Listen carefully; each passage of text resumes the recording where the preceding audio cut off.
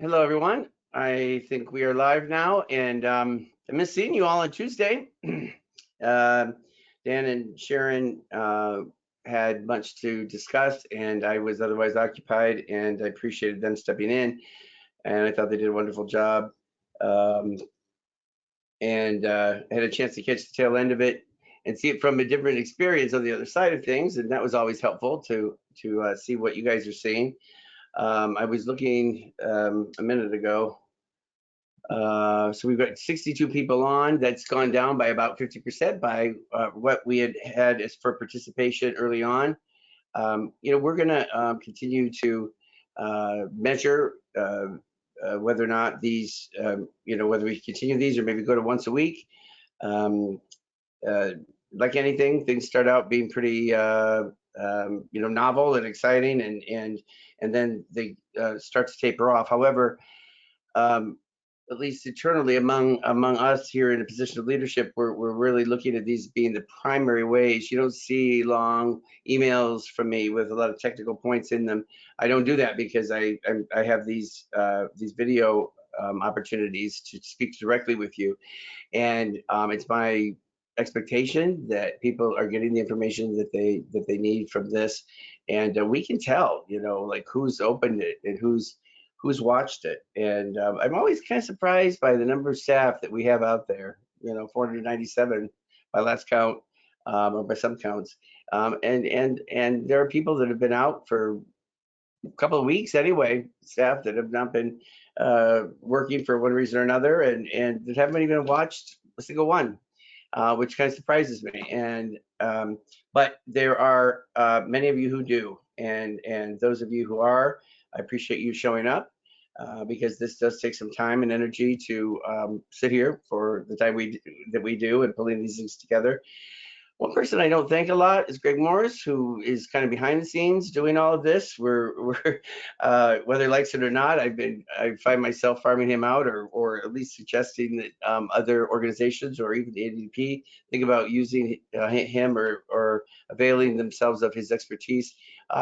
This virtual world is a kind of a scary place to wander in if you are not a native and not familiar with everything. And we rely upon Greg to help us get through this, make sense of it all. I want to start out with some really terrific news that I think it doesn't mean that we've necessarily turned a corner, or that we are on a decline, or this thing is going to be showing up in our rear view mirror. But we have not had any additional cases of COVID-19 confirmed positive for the people that we serve in our programs. We have one person remaining at the center at 147 New Boston Street, and that person is just will be waiting for clearance to head home. We have not had any additional symptoms from any of our clients, and we're not waiting for any more tests for any of our clients that think they may be positive. So when I think about how different things could be if we had maximized the 12 beds, or we were scrambling to bring in a couple, another additional dozen, or another 8 beds to extend the occupancy of New Boston Street for people with COVID-19, that would be very different from the position that we're in today. Now, that's not to say that we're not going to see a surge, next week, or in the coming days and weeks, but I can say that's a good thing for now, and I think everybody will agree with me. I think Dan spoke to it yesterday that we've had uh, uh, 2 of the guys that had been there return to their home, or the process of returning to their home. We had it fully cleaned. The other thing that was exciting about that to me as a layperson was that showed that 3 people that were living in a home, in the same home with 2 people that had been tested positive, did not get it, which um, maybe due to us immediately removing those 2 people from the home, maybe not, but it still gave some hope, because we hear a lot of discouraging news. And anybody's been out there, been to a Walmart or a Target or a grocery store, you can see daily how things are changing culturally within our lives. And for people that have lived in the United States for and been really mostly accustomed to how things operate here, it can be a jarring thing to arrive at a location and not even sure if you're going to, get the things that you want to buy, and have to wait in line until there's enough people have left in order to get in. And I certainly appreciate the extra care that's being given to this, but it's jarring is the word that I can use, and it's unsettling. And I was thinking about that too, and I'm just going to very quickly just share this personal thought, that all these different messaging that we're getting as we hunker down and stay at home and do the things that we're taught to do and told to do, but we still leave occasionally to get essentials and groceries and go to the pharmacy and so forth. But it's all of these environmental and cultural changes that we're seeing that I think is so unnerving for people. And I was thinking to myself, this is why people feel frightened. This is why people are afraid. Never mind everything that's on the news. And so, I've said this so many times now, but I get it. I do. And I'd be lying to you if I said that there weren't moments where I was at best unsettled about everything that's happening. And yet I do feel more positive right now, and that's just based on what we're dealing with here. Of course, it certainly doesn't mean what everybody else is going through. But if you're part of NuPath, things are we're currently in a good position. Now, that doesn't mean that for the rest of you out there that there aren't still a lot of concerns, and that you're not at home driving each other crazy, and kids running around driving you crazy, and elderly parents that need care, and even pets now I'm hearing, so there's a lot of uncertainty, never mind the economic and financial uncertainty. I've got Karen Franklin on the line in a minute. I'm going to ask Greg to bring her on board, and she's going to go through some changes. This is this forum is going to have a lot of dense information in it. We're going to be sharing with you about some changes that we've made or are in the process of making for our staff. It was 2 weeks ago, pretty much. I think it was March 27th. It was a Friday or Thursday or Friday, I think. And we were sort of on the abyss, because at that point we hadn't heard news of some of the risk mitigation or the financial mitigation that the department was making available to us. We hadn't really got details of the stimulus package and also known as the CARES Act. We did not know what the future was going to hold for us. And at that time, and I came to you from my office then, but and in one of these, I think it was in our Unity forum on a Friday, and I said I was very happy to let staff know that we had committed to pay every staff person for the next 2 weeks, the next payroll. And it was at that time that I said that if people had exhausted their sick and vacation time, that we would be sort of going into a negative or a deficit for those staff and paying them anyway, because it was important to me that while we were still trying to understand and wait for some of these monies to be made available and understand how we were going to be able to use them to benefit NuPath's the people and staff that we support, that we employ, that we were able to make that promise to all of you. And as this payroll period ends this Saturday, I'm very pleased to inform you that we have honored that, and that if you are somebody that has not had the hours, or you have not even been able to, you didn't have the time, or maybe even the benefits to give you that time, that your pay is remained whole during these 2 weeks. Now, information has become available. Karen's going to talk a little bit more specific in a minute, but I wanted to try to paint a picture of how we are making some of our decisions as an organization, and the kinds of information that we're becoming aware of as we've gone forward. Now, I'm trying, I don't know why I do this, but you all see me in my glasses, but I'm trying to write it in big letters so I wouldn't have to put them on.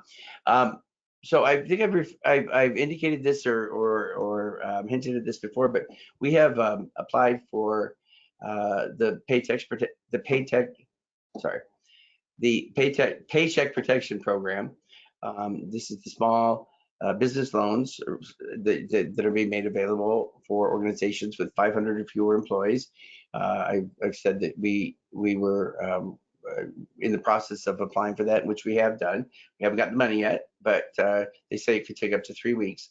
And we just in very broad terms, what that will do, or the way it's calculated, what organizations are eligible for, is approximately or roughly 2.5 times what your payroll is. Uh, so that's the calculation that the data that was used in calculating this. NuPath has applied for a $1.4 million loan, which is what we're waiting to hear. Now that's going to I believe that we're going to get it. If we don't get it, the next time you see me, I'm going to be screaming and probably trashing my house. No, I'm kidding. I won't do that. But it would be a surprise if we didn't get it. And we're trying to understand exactly how and what the money could be used for. We know from a high level that the intention of the federal government was that small businesses would be able to keep their people whole and make sure that when this is behind us, truly when COVID is in the rearview mirror and when we've gotten the vaccine or enough tests so that the economy can begin to return to normal, that people are not going to have to start from scratch looking for jobs, that employers will be able to pull those employees back, and that they will have remained connected to their employer. And that's what we're really seeking to do here. So we know that it's going to, what we hope is going to allow us to maintain our business operations during a period of at least 5 weeks. And by then, we will probably know a little bit more. We are not going to be participating in another program that some of you have heard talk about. And this is one of those, the realities of hearing something and then finding out the true sort of intricacies of it can be misleading. The Family First Coronavirus Response Act is another thing that I know a lot of you have heard about.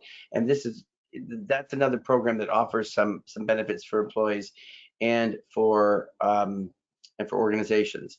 But when Governor Baker designated that human service workers were considered to be essential healthcare personnel and providers, that made us essentially ineligible to have both of these, both the PPP and the Family First Coronavirus Response Act.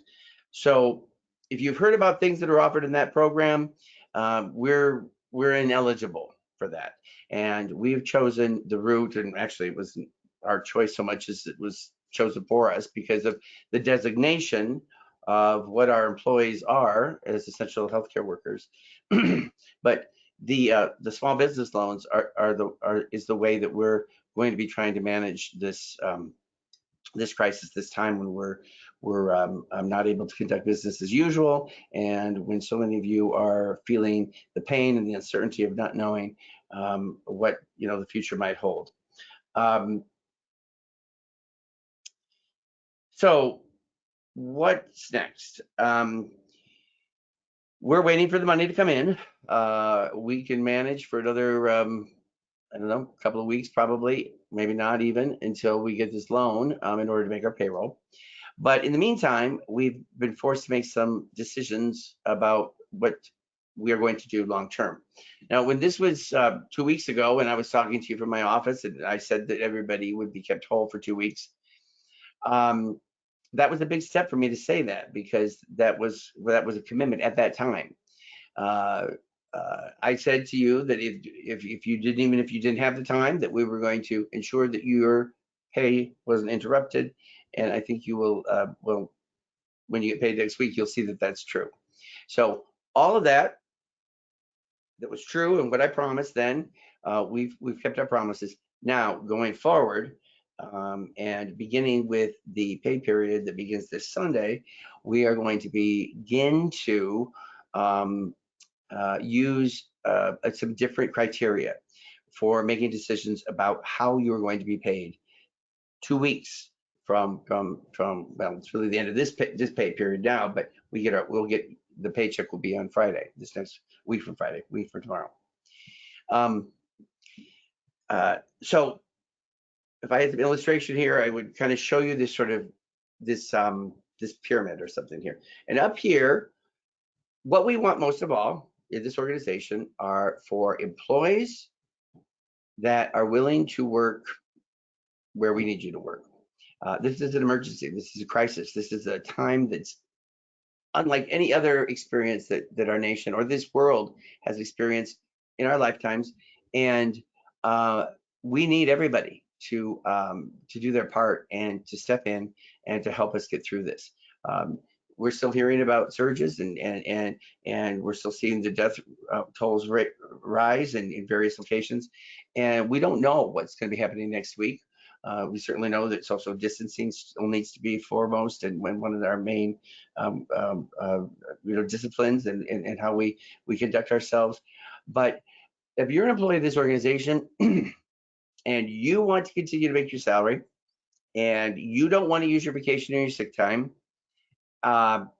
then you need to sign up for some shifts. We've got all kinds of shifts available. Now, there's many reasons that people have that they're not able to. In fact, there's reasons that people have that they don't even think they need to be watching this broadcast right now. So you can interpret what you want from that. But we've got some amazing people. And I'm going to just do a quick shout out here to Paul Yu.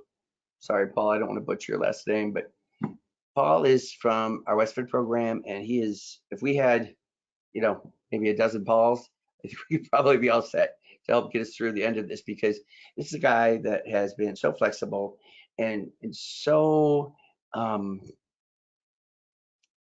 just so dedicated to our population. These, this isn't a t-shirt factory that you can just walk off the looms and say, you don't give a crap about those. These are lives. And when we got a positive case of one of our programs, this is going back to last week or the week before, and we had relief staff outside relief staff that walked off the job. This guy Paul stayed on the shift, and he's been a model. If you're somebody out there that is willing to work and is willing to maybe do a shift that's not within the comfort of your daily rhythms, then you're going to be able to kind of sail through this. Not only are you going to be able to maintain your sick vacation balances and not have to use them and continue to accrue them as we go into the summer, but you'll also be earning a $2 an hour differential for working directly with face-to-face with the clients. Now, okay, what do we do about all of the staff that we're working in other positions? Let's say day services, residential. These are functions that we don't need anymore. I'm sure you can all realize that if we don't have day services and we're doing some stuff virtually and through telehealth, and if you're somebody that falls into that category, we're going to be looking at the actual number of hours that you're logging, and this goes also for our administrative staff. Just because you're administrative staff doesn't mean that you're going to get a free pass and that you're going to get your 40 hours every week without thinking about it.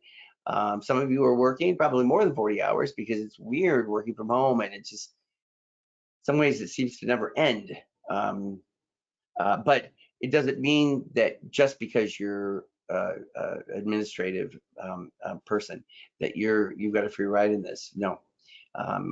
We're going to be looking very carefully at outputs and how much we really need you to continue to work virtually on your shift, because we are trying to prepare for the unexpected realities that we're all finding ourselves in. So we have not yet found the panacea that's going to help us all just completely relax. I mean, I certainly feel a lot better because I didn't have to lay 60% of our workforce off 2 weeks ago, And we've all sort of, as far as I know, managed to muddle through the past 2 weeks, and we're moving forward as an organization, and we're going to continue to.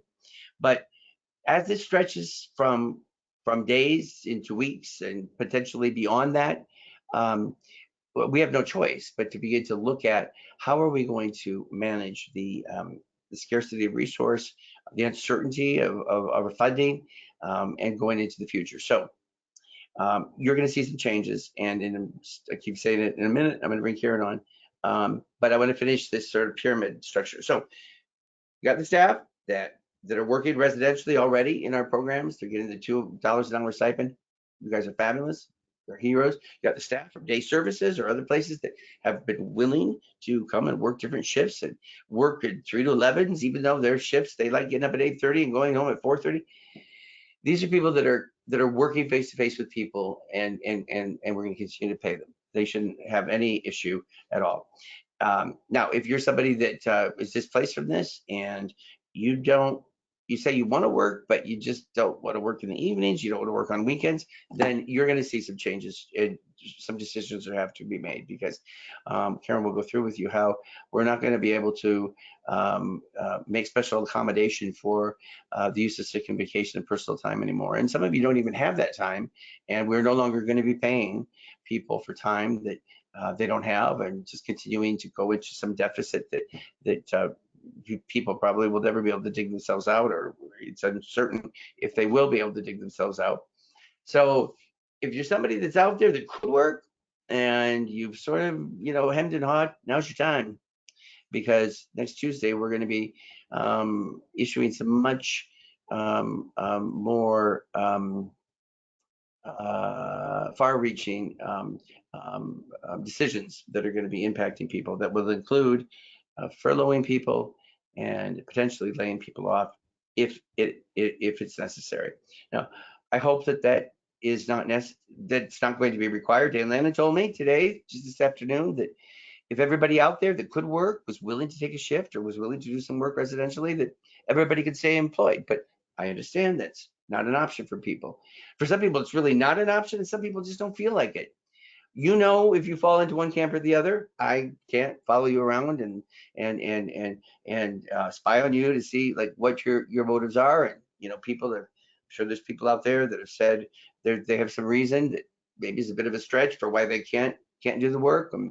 And there's even probably some high level administrative people that have been working on one project or another for 3 weeks, and we know that it's probably not taking you that long. We are going to be much more rigorous as we go into this future phase. So consider this to be fair warning that we got through the first 2 or 3 weeks of being stunned and confused and shocked and crying and fearful. And I'm not saying that we're not still full of anxiety, but we have got to hunker down now, and we've got to figure out how we're going to get through this. And I'm really calling for the people out there that are going to make us help make us viable and get to the other side. It can be done, but this is the time where we begin to think about what sacrifice really means. Now, there's going to be questions upon questions upon questions. If you're out there, whatever your certain case is, you've got some autoimmune deficiency, you've got a husband with an autoimmune deficiency, or a wife that's got lupus, or you name it. There are circumstances that go on and on and on for why people feel that they would be excluded from one of these situations or another. And we're going to have to continue to ask for your patience as we work them out. What we're trying to do here is get to you a broad framework. Don't expect it to be perfect. And I'm sure that as soon as it's released, people will begin to kind of rip it apart and look for the exceptions. We're used to that. And we will respond as we see fit and as in accordance with our policies. But I wanted to impress upon you that this is us now, creating a new normal, and creating a normal that is going to help this organization be sustained and remain solvent, and remain the force that it has been to serve the people of our communities that have disabilities and their families, and that we're here on the other side. And staff who wish to um, and are able to work will work, and those who are not will be considering some other options. And even if you are somebody that finds yourself furloughed or laid off, we are going to work very carefully with you to ensure that we're going to be able to get to keep you as whole as possible and get to the other side. So I think with that, I'm going to turn this. So I'm going to ask Greg if he can bring Karen up. And Karen, who most of you know, I'm sure all of you know, is our Executive Director of Human Resources. And there she is, her smiling face. Hi, Karen, how are you? Hi, everybody. How are you? Here's your sound. Good, good, good. So this is where I get to say you're the expert, and I've done enough talking for now. I'm gonna have Greg put my camera off so you can share this document. I think we're gonna be emailing this out tomorrow. Is that correct? We're gonna be sending, or maybe after this call? Perhaps tomorrow. Okay, so we're just fine tuning a few more things. But I know you are the one that gets the brunt of so many questions. And I've told you before that I think you've got the perfect personality for your job, because you love people, you're kind, you're empathic. And I know that you always are advocating on people's behalf. And even as we've talked about this on numerous occasions, you always really seem to have our people's best interests in mind. And that's just so important to me that you carry that always in your heart and you represent that, because that's the NuPath I want represented. So even though I probably sound like I was being a little strict a minute ago, we want everybody to be okay. So I'm going to stop talking and let you explain to us how we're going to proceed beginning Sunday. All right. Thank you so much. So I might reiterate some of the things that Dan said, but I want to cover a few different things, and I'm going to step back for a minute. And I know you're probably all eager and interested to kind of hear what we have to say on this. But first, on behalf of our clients, NuPath wants to thank everybody. You know that we're all about NuPath and our staff and our clients and thanking you. And people are going above and beyond the call of duty for this. So we don't want to deter or take away from that at all. Unfortunately, all our lives and routines, have been changed by this virus. None of us anticipated this. When we embarked on this, we thought it was going to be a 2-week span that we were going to be closed. So like Dan said, we made those promises to keep people whole, and we were going to allow negative sick time. As this has evolved, we recognize it's a hardship on our staff. We recognize it's a hardship for the world that we live in. With that said, we still have a business to run. We still have to think and fiscally smart about NuPath. How do we ensure when this is all over that we ensure that there still is a NuPath that we can all go back to? How do we navigate taking care of our clients, and how do we navigate taking care of our staff? Money it's not an endless supply. We can't just pay people for not working.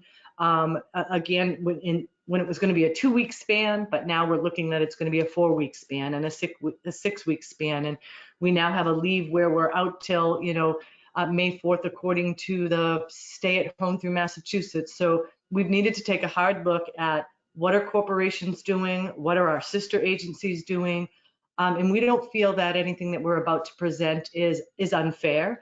People might think that seems unfair, but it is how corporations need to move forward. So we're going to talk a little bit about what NuPath needs to do, and then we're going to kind of go on to what are some of the things that are being offered out there, because I have been asked lots of questions and I hope I can address those. So we're really going to go back to the formality of the policies and procedures that NuPath have in place. And one of that is if you have sick time, you can use your sick time if you are ill. Of course, being COVID positive and COVID related illnesses is an illness. So you'd be able to use your sick time. If your health provider has said that you have been exposed to COVID and that you need to self-quarantine, that is sick time. If you are caring for a sick child or a sick parent, those are all things that are covered under the mass sick time law. So there are many reasons that you can use your sick time. There are some things that I wanted to cover in regards to if you are exposed to somebody with COVID-19 or if yourself gets that. There's different protocol of how you can return to work. So we want to ensure that you're communicating with myself, your manager, and our Vice President of Healthcare, Sharon Pitts, to ensure that we're following all the guidance from the CDC and from the Massachusetts Health Department of when people can return to work, what documentation we need. This week alone, we've had people that have had themselves out of work for a week or two and they need to return to work, and they're asking if they can just come back. We can't have you just come back without doctor's orders. And some folks chose to stay out, but didn't necessarily reach out to a doctor, and now a doctor won't return them to work. To protect our staff and to protect our clients, you do have to have doctor's notes to return after work. If you're going to be out more than 3 days, our policy states that we need a return to work note as well. So those are just some things about sick time use. So a lot of people have a question about, well, I don't have any sick time left. So use of personal time and vacation time, in a typical world, you would get that pre-approved, and we're still asking that it would be pre-approved, but we realize that you can't necessarily listen to the collective bargaining agreement where it says, oh, X amount of time, you need to ask for it in a week in advance. We understand that if you are out for qualifying sick events and you need to use your personal and sick time for those sick time illnesses and you're now out of sick time, that we will allow you to do that. Now, I don't think anybody's going on vacation right now, but certainly if you were looking for a vacation in the future, that you would follow the normal protocol. So what would you use your personal time for? Pre-scheduled time off. Some people already have time off that is pre-scheduled and they're going to go ahead and take that time. If you need to care for children that are home, we'll extend that, right? That's your personal time. So that's your personal choice of how you want to use that. And if it's to care for children that are home due to the COVID-19 and schools being closed and daycares being closed, you have the ability to do that. If you exhaust your sick time and you've exhausted your personal time, you are able to use your vacation time for the same thing, pre-scheduled time off. If you need to care for a child, your sick and personal time if you're exhausted, like I just said. So one of the things that we had talked about was that ability to go into negative sick time. Like Dan just alluded, we will honor that, but after this point, there will be no ability to go into that negative sick time. Our thought process was we really wouldn't want you to go any more negative than 2 weeks. That's kind of where we were going with that. But like Dan alluded to, that was for that first 2 weeks span that we've already been paid for, and now we have to take a look at this paycheck that is going to be through this Saturday. Going beyond that, sorry, I lost my train of thought. So the use of vacation time. So what a lot of people are saying is, okay, well, I don't want to use my sick time. I don't want to use my vacation time, but I want to be out of work. You really have to look at it as an employment relationship that we have together. You are an employee here. We want you to work. We want you to come to shifts. And if you are choosing not to come to work, having the ability to use your paid time off just to choose not to come to work in a time of crisis, we're allowing some parameters of that, right? With your personal and vacation.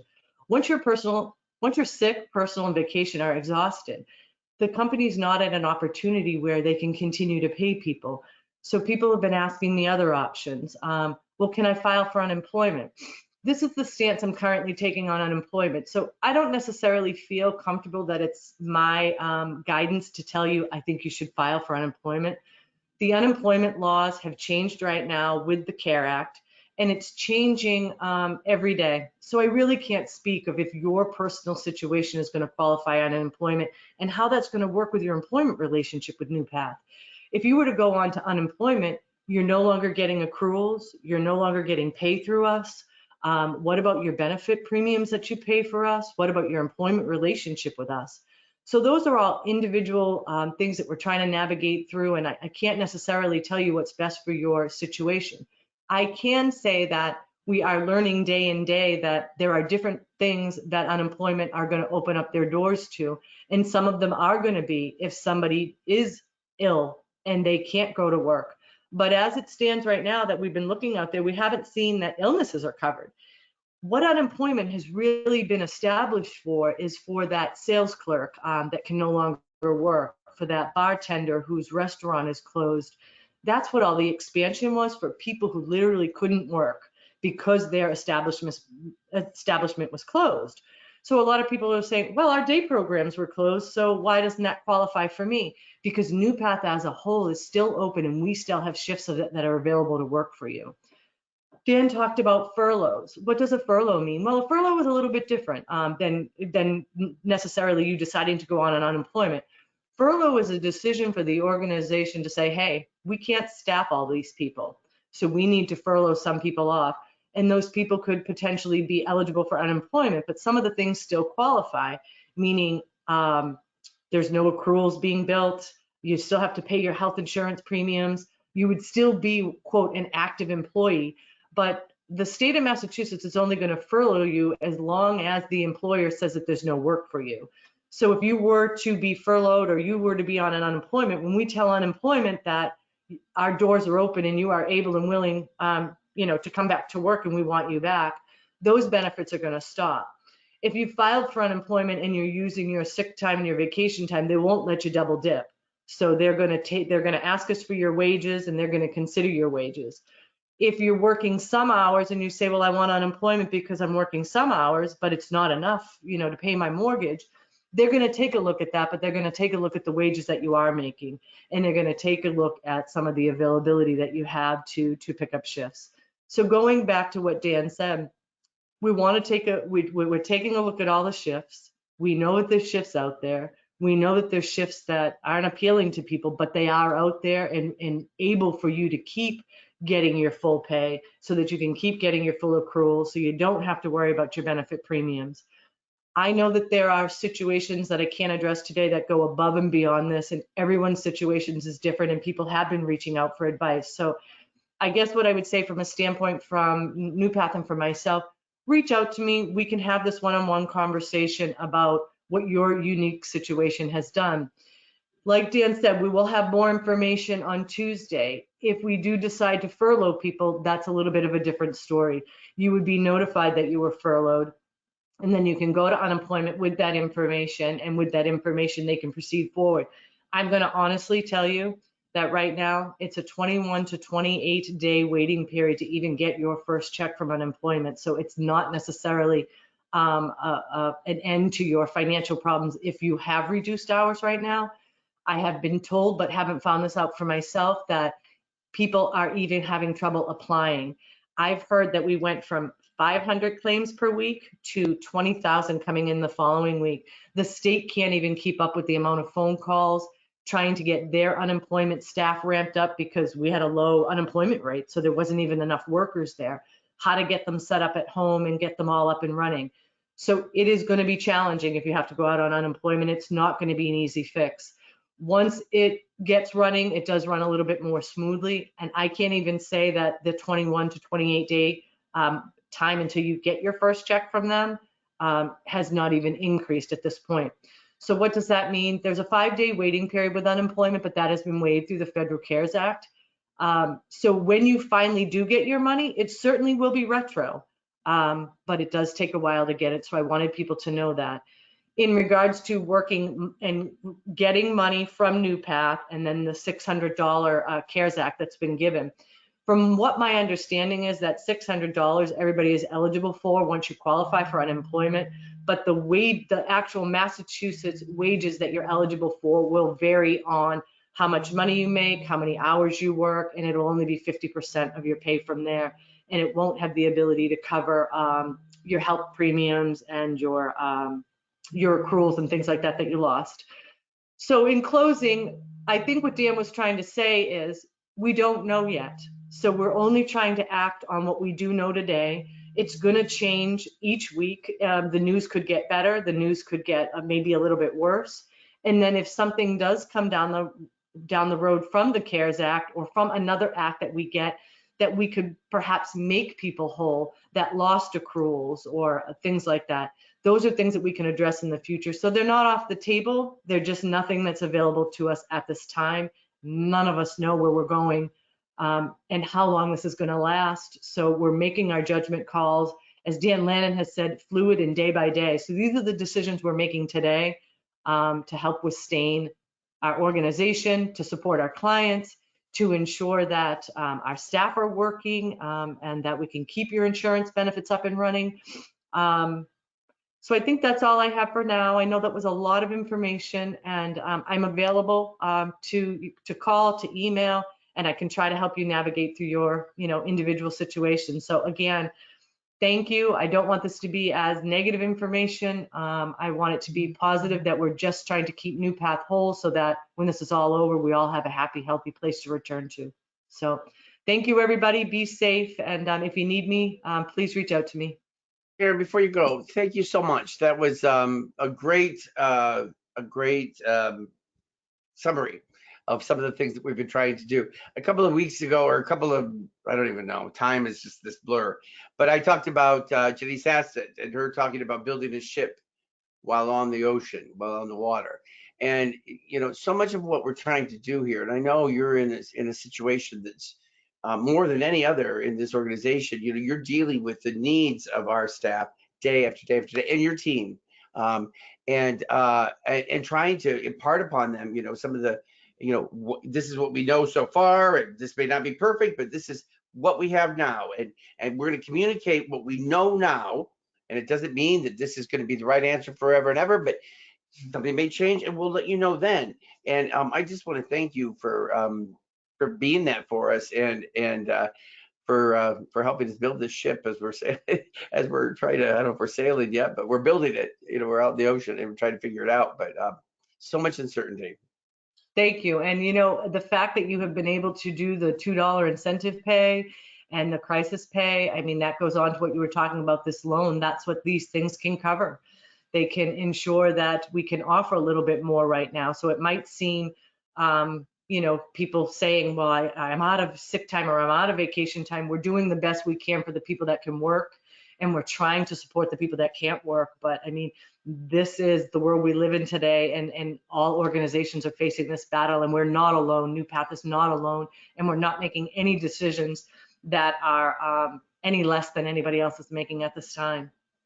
In fact, you I mentioned before, in some areas we're really offering more generous differentials and so forth, aren't we, than some of our sort of sister organizations. Absolutely. I have, friends and acquaintances that have lost their jobs completely.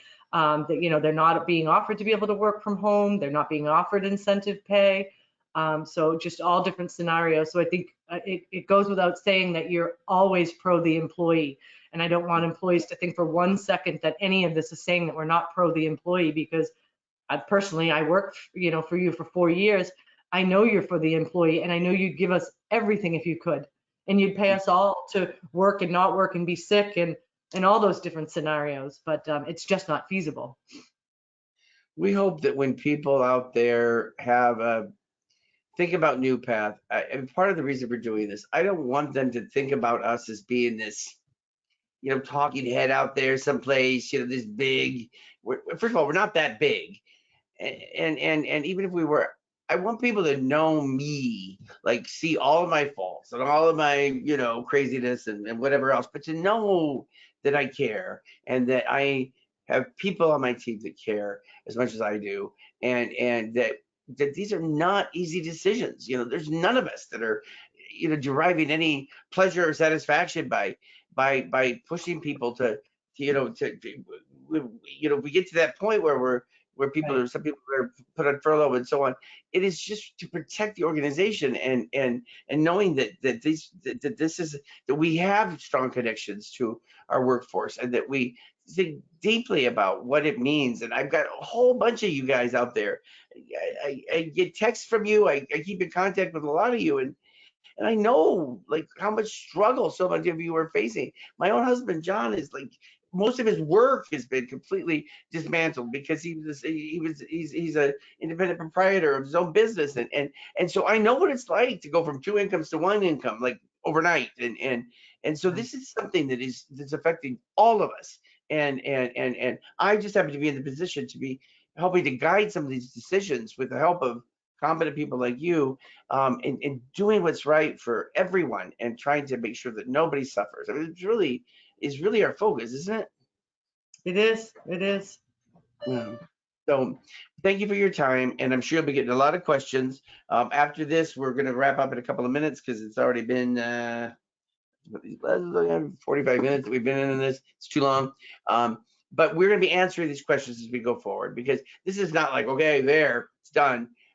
We're going to be learning from the different responses that we receive from people and families in some cases, and trying to alter our message or alter our policy if need be. And we've already heard about this fourth stimulus package that's been Right. that's suggested. And there's an interesting component about this. I don't know. I'll say this last and then I'll let you go. But how what I've been reading is the focus of this next act is really going to reward those people, those healthcare workers, and people we've been designated as healthcare essential workers. They're going to reward the people that have worked in the field doing this work substantially, and in some cases, I've read anything from $25,000 sort of bonus at the end of the year, like all kinds of huge rebates for taxes. And this will be, by then it'll be too late for people that say, "Oh shit, I should have volunteered for a shift." Now's the time for the heroes to stand up, because I'll tell you right now, true heroes are they're doing the right thing, even when no one's looking, and even when nothing's promised. If people are just doing it because they think they get something out of it, so it sounds like this next stimulus package maybe sort of focused in that regard. I don't know. We'll have to wait and see what it is, but I don't know if you've heard anything more. I have not. All right. Well, Karen, thank you, and be safe, be well. Thank you for all you do and for all the questions you're going to get, and we'll be in touch. Okay. All right. Thank you. Be safe, everybody. Bye-bye. All right. Well, my cheeks are all flushed because I should be touching my face, but I am inside and I've been cleansing, and my hands are all red and raw from bleach and everything else. I never thought I had a weird obsessive compulsive like cleaning behavior, but it's like 12:30 last night and I was cleaning my bath mat and pulling it up, and I was like, oh, when's the last time I cleaned this? And yeah, so I think it's put a whole new sort of lens into many of us, and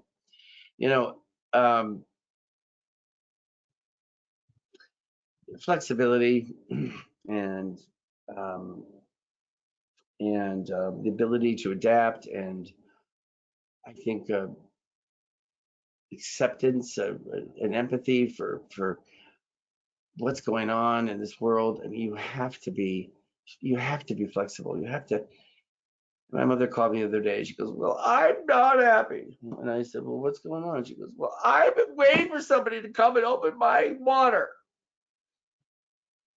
And my messages are constantly, and I miss her so much because I haven't seen her except through thick glass, and now I can't even do that. I took stuff over yesterday to drop it off that she needed, and they wouldn't even let her out of her room, and the people, and I know these people on the other side of the glass, they're like, "Set it down and leave. We're gonna come in and disinfect it." And I've got to be flexible. What sense does it make to like argue and fuss and get angry? And I said, "Don't ruin my poem that I wrote on the outside. Roses are red, violets are blue. COVID's a bitch, and I'd be lost without you." That was my poem.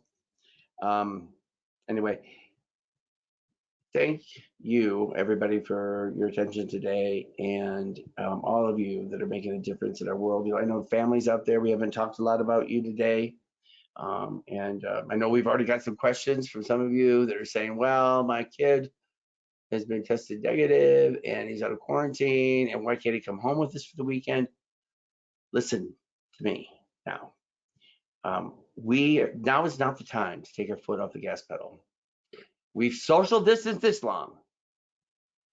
And if I can't see my mother, you can't see your kid. It's not because we're trying to punish you. It's because we cannot battle this thing if we continue to spread it. So family members, be strong. It sucks. I know. I hate it. It's horrible. It's the only way.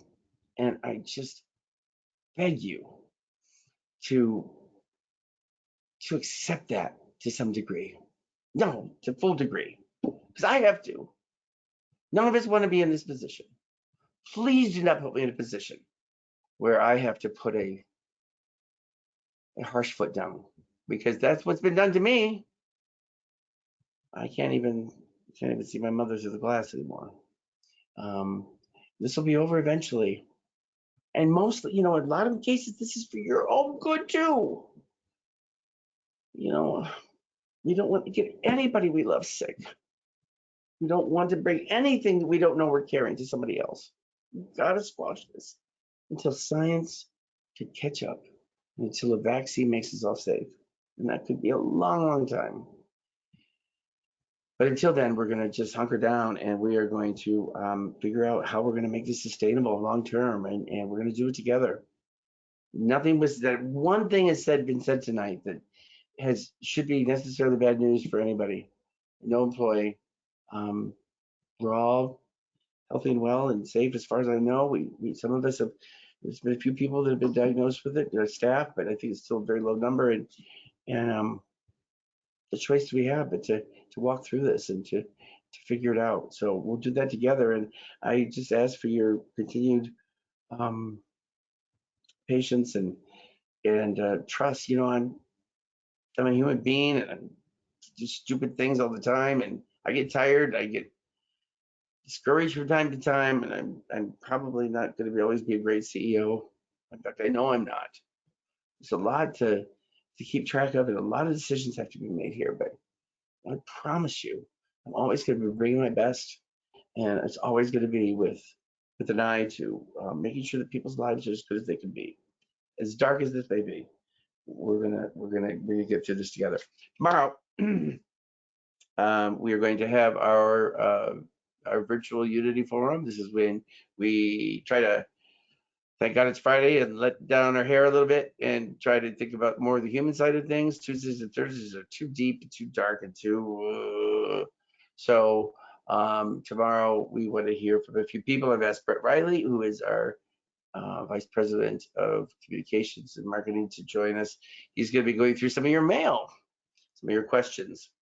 Or not so much questions, but some of your feedback, your comments, how you responded to this. Some of them are funny, some of them are very touching, some of them are incredibly encouraging.